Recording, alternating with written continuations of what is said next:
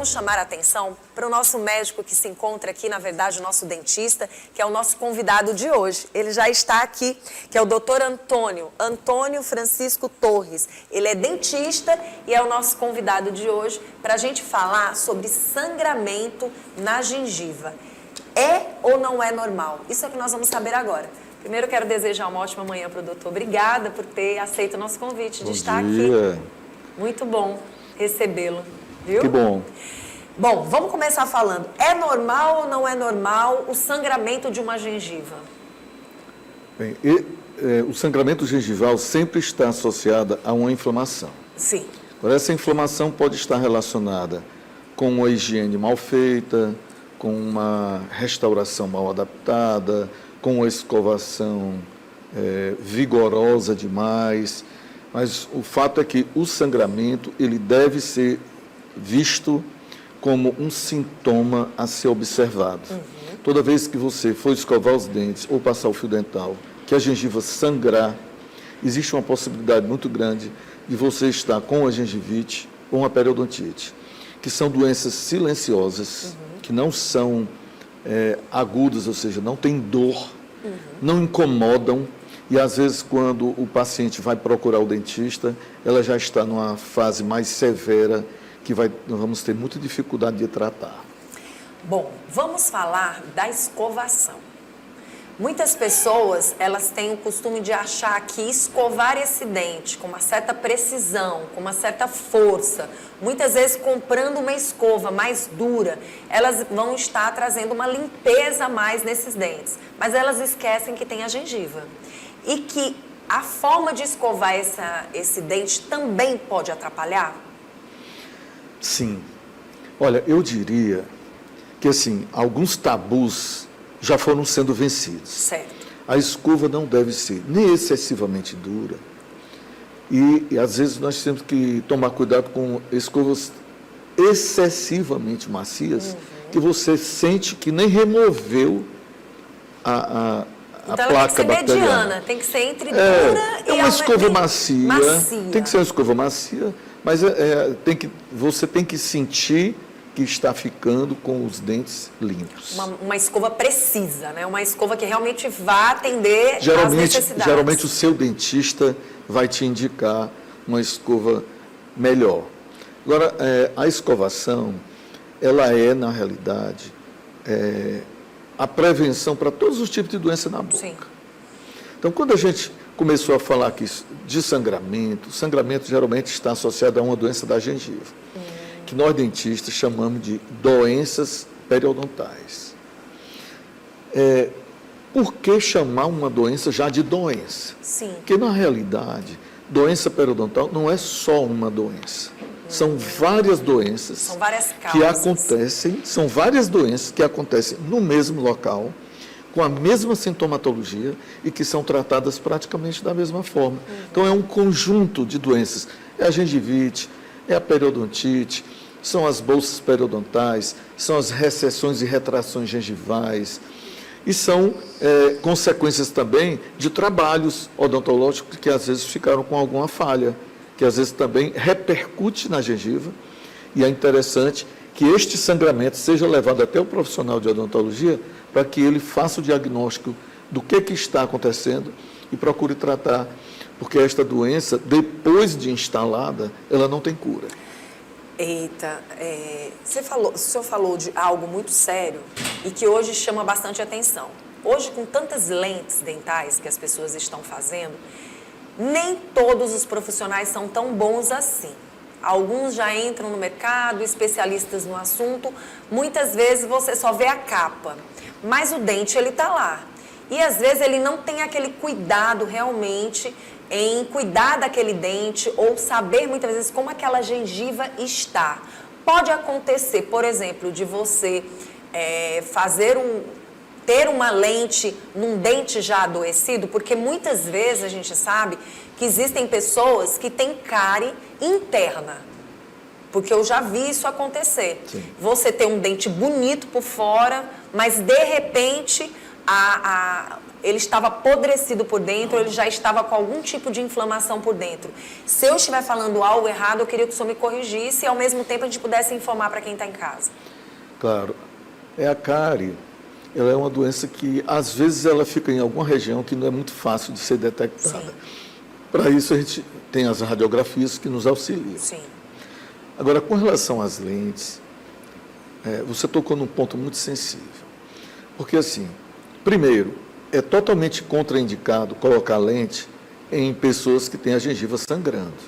Então, se você tem esse problema de sangramento gengival, a primeira coisa a fazer, tem que tratar isso. Esse sangramento, Esse procurar sangramento. saber quais são Porque as doenças. às vezes a gengiva, ela está hiperplasiada, ou seja, ela está aumentada. Você nem sabe o tamanho real da gengiva. Então, primeiro tratar essa doença. Depois de tratar a doença, que aí você quer colocar sua lente para ter uma estética melhor, então é importante que você, ao colocar a lente, você faça o teste do fio dental. Então, se você passa o fio dental e esse fio dental está prendendo em algum ponto, então, se o fio dental prende ou sai desfiado, com certeza os alimentos também vão prender ali. E a presença desses alimentos vão gerar essa inflamação associada a esse excesso de material, que é justamente esse material que está prendendo esse fio dental. Que interessante, porque nesse caso, quando é falado dessa forma, esse alimento ele pode ficar um certo tempo ali onde a escova não vai tirar. A escova não vai tirar e o fio dental não vai Também tirar. Não.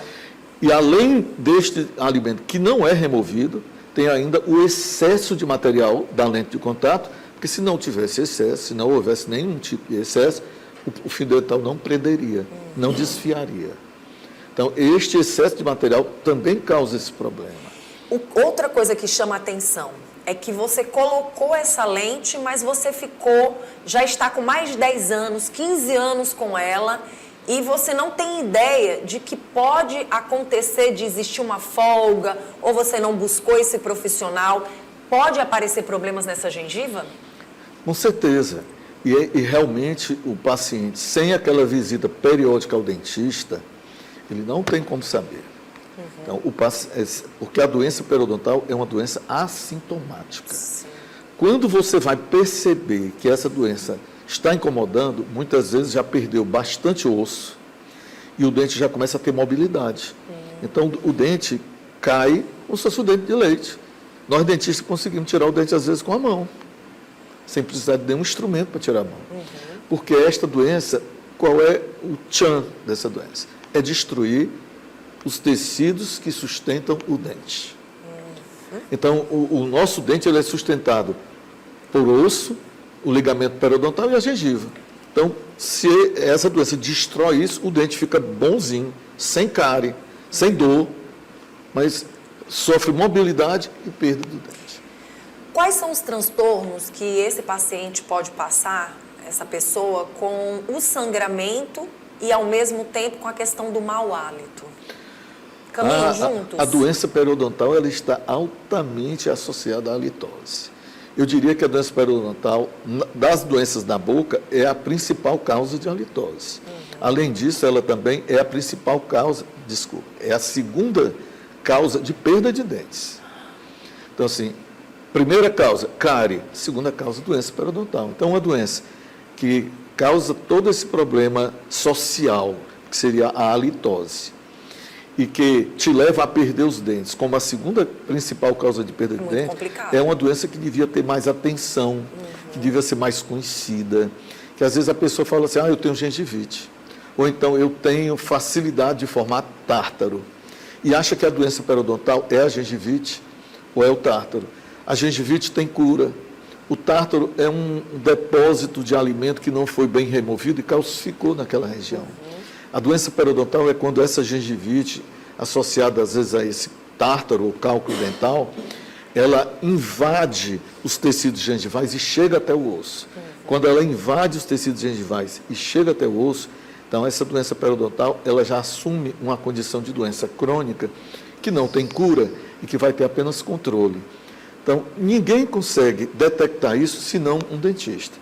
E para você ter uma ideia, a incidência dessa doença, existe um profissional da odontologia, Ou seja, uma especialidade da odontologia só para tratar isso. Que é a periodontia. Sim. O especialista é o periodontista. Então, assim, se fosse uma coisa que acontecesse pouco, que poucas pessoas apresentassem, não teria um profissional da odontologia que se dedicasse só a tratar gengiva e osso, que são os tecidos acometidos por essa doença. Muito bom. Quando a gente fala desse sangramento, também pode ser observado não sangramento, mas também inflamação dessa gengiva? Sim. Quando ela está inflamada, ela já vem com sangramento? Na maioria das vezes, sim. Mas, às vezes, isso é imperceptível, porque, às vezes, eu tenho uma bolsa periodontal e essa bolsa periodontal já não é mais uma gengivite, ela já é uma periodontite. Então, às vezes, o sangramento é mais difícil, é mais raro, mas aí já vem a presença de secreções purulentas, já vem a presença de halitose e, às vezes, a mobilidade de dente, mesmo sem o sangramento. Como dentista, é claro que a gente hoje ouve falar tanto de estresse, de emocional, de problemas de ansiedade. Esta gengivite ou esta doença de sangramento da gengiva, ela tem alguma classificação? Ela tem algo ligado ao emocional? Ou somente pela falta realmente de cuidados com a higiene desse dente ou com algum problema que esteja acontecendo com esse dente? Tem a ver com problemas emocionais, sim. Agora, eu diria assim, se a gente for falar quais as causas da doença periodontal. Sim. Causa número 1, bactéria. Sim. Existe um grupo de bactérias que nós chamamos de bactérias periodontopatogênicas, que são as bactérias que acometem mais esses tecidos. A segunda causa, a genética. Então, às vezes, você vê muito o paciente que tem essa doença periodontal associar minha mãe, meu pai, meus avós tiveram. E a terceira causa é a higiene. Então, você vê que a bactéria e a hereditariedade, a genética, eu não tenho controle sobre isso. Agora, a higiene, eu tenho controle sobre isso. Agora, com relação ao emocional, toda vez que a gente tem problemas emocionais, você vê que existe, inclusive, a presença de aftas, existe o estômago fica mais irritado. Então, a boca também sofre porque há alterações da imunidade. Então, essas alterações de imunidade também são refletidas na boca. A boca, ela também recebe, por exemplo, o reflexo da diabetes. Esta doença periodontal, ela faz parte de um grupo de doenças que nós chamamos de doenças mórbidas, que estão associadas ao estilo de vida da pessoa.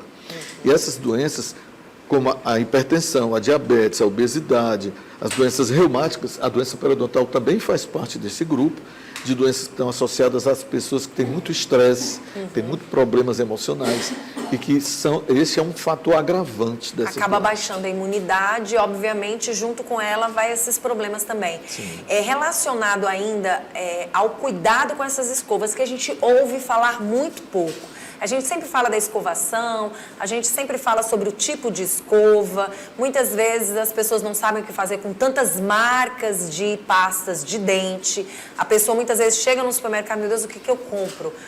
Vou comprar essa marca, vou comprar esse tipo de pasta de dente. Existe uma outra preocupação também relacionada a isso, que é com os cuidados com essa escova de dente. Onde ela de fato tem que estar e como ela deve ser guardada. Bem, primeiro é que às vezes eu me deparo com pacientes meus que dizem assim, essa escova eu amo, já estou com ela há 2 anos. Eu estou 3 anos com essa escova, né? Então a escova... Lado afetivo. Essa escova, a gente precisa pensar assim, eu não preciso determinar a escova vai durar 1 semana, 1 mês ou 2 meses. Eu tenho que determinar o estado da escova. Então, a primeira coisa que eu devo acompanhar é se as minhas cerdas continuam regulares. Sim. Na hora que as cerdas, que são os pelinhos da escova, começam a ficar deformados, assanhados, sinal que tem que trocar. Sim. Primeira coisa é isso. Segundo é que o nosso banheiro é um ambiente muito contaminado. Sim. Então, por isso mesmo que é todo revestido de cerâmica, para ficar mais fácil de limpar, e essa escova não pode ficar exposta a toda a contaminação que tem no banheiro. Então, essa escova deve estar sempre guardada, e como eu estou usando aquela escova para tirar bactérias da minha boca, É claro que depois de usar essa escova, eu tenho que lavar essa boca, eu tenho que higienizar essa escova. Sim.